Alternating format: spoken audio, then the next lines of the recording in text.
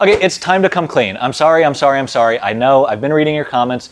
It is time to stop lying to you about our 981 Porsche Cayman. Now, I've been telling the truth about how we bought it. It was 15 grand. It did have a broken transmission. I did fix it for 60 bucks. But I was lying to you about the front camber. Now, I said it wasn't adjustable and we couldn't get any more negative camber out of the car. In reality, we probably can. It is slightly adjustable, but we don't think there's nearly enough for a real track car. So to find out how much of a track alignment we can really put onto our Cayman without changing any parts, we've partnered up with Smart Racing Products. Now, they make SmartStrings and SmartCamber and a bunch of other tools for race cars, and you've probably seen their products around the paddock. They hooked us up with a full set of alignment gear. We're going to go ahead and use it on the Cayman today. So our first step is to figure out what the car has on it now for an alignment. So I'll go ahead and put the kit together, and we'll measure camber and toe. So the basic setup process is pull all of the parts out of the bag, go ahead and assemble them into these little assemblies like this, and then you just hang them on the car. Now, the most time consuming part is actually aligning everything to the car. So that means getting it so both strings are level through the center of the wheel hubs, and then making sure that they're evenly spaced. You want the strings equally spaced at the front and rear. Again, the goal is to make a nice square box around the car. So the cool thing about these Smart String kits is they're really repeatable. So we can just leave it on the car while we're making changes, rolling the car back and forth, changing springs and shocks and that kind of thing. And that way it makes it really easy to set the alignment later or to keep checking it as we're making changes. Once we have this perfectly square box around the car, we can suddenly measure which way the wheels are pointing. So we can measure which way they're pointing relative to the other wheels, and we can measure which way they're pointing relative to the center line of the chassis. That's called thrust angle.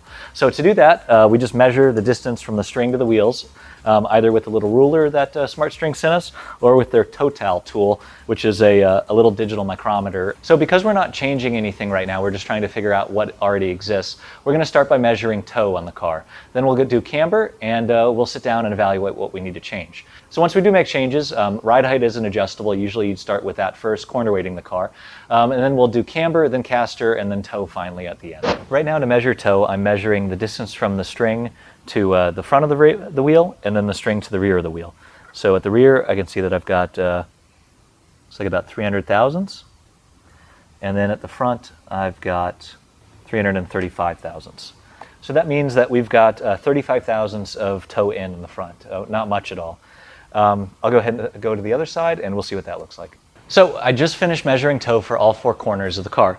The good news is the alignment wasn't really that far off, but I'm starting to get an idea of why the car might understeer so badly. So up front, the news wasn't too bad, just about zero toe, almost exactly within 5 thousandths of an inch of zero toe up front. In the rear though, I measured 395 thousandths of an inch of total toe in. That's about 3/8 of an inch, just over actually. So that is a ton of toe in. I'm assuming that's a dealer or a factory setting to try and keep people from spinning out and killing themselves, but it might be one of the reasons why the car is so hard to get to rotate on track. So we're going to go ahead and set the rear toe to 0 and see how that affects its track manners. We're going to go ahead and check camber next and see what those settings look like, and then we'll talk about what changes we might make. And to do that, I'm actually not going to use the strings we set up. I'm going to use a SmartCamber gauge, another tool from Smart Racing Products. So this is a handy little digital gauge that you just hold up to the tire, and it tells you how much camber the car has. So I already went ahead and went around and did that. And in the rear, it's not too bad. 1.4 degrees of negative camber on the left and 1.3 degrees on the right. Not that big of a deal, pretty normal for a street car. Up front though, for a sports car, this is downright embarrassing. So the car currently has 0.6 degrees of negative camber at the left front and only 1 degree of negative camber at the right front. So to give you some context of what camber settings we're looking for, on a car like this, it's on Michelin Pilot Sport 4S tires, I would usually start at 2.5, maybe 3 degrees of negative camber and test on track and see how the car drives from there. 0.6 degrees, especially on the left front, which is the hardest working corner at the firm, or the official test track of Grassroots Motorsports, that's just not enough, and that's a big reason the car is as slow as it is on track. So today I'm going to go ahead and max out the stock camber adjustment and see how much camber we can get from that left front and from the right front too, because more is better. So the factory camber adjustment on a Cayman like this is just these slotted holes at the top of the strut mount. So I'll go ahead and loosen these up a little bit, and then we should be able to just push the top of the strut over, which should lean the wheel over a little bit. We might have to jack the car up for this, and we might be able to do it on the ground. We'll see.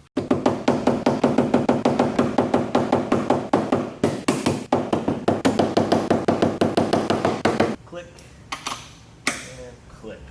Okay, like magic, our Porsche has more negative camber now. So we went from 0.6 degrees of negative camber at the left front, and now we have 1.2 degrees. Woo, over a degree.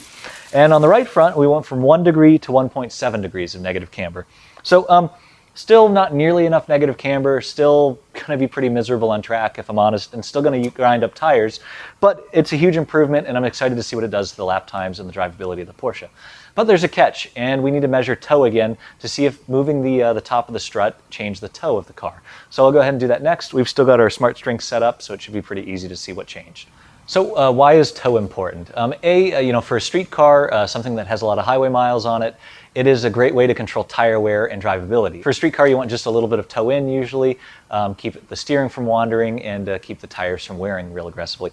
For a track car though, toe is an important tool to tune how the car behaves in corners. So we can usually toe out the rear of a car, especially like a front wheel drive car, to control rotation and help the car rotate mid-corner and at turn-in. And on a rear-wheel drive car like this, we'll usually toe in the rear a little bit to keep the rear from stepping out quite as bad. We'll usually toe out the front to enhance turn-in and make the car a little quicker, but a lot of it just comes down to testing and going to the track and seeing what feels and works best. Okay, so I just went ahead and measured the front toe again based on the SmartStrings, and it did indeed change. It's at 270 thousandths, or just over a 1/4 inch of toe out now. So we actually needed to add some toe out to make the car faster on track, at least that's our hypothesis.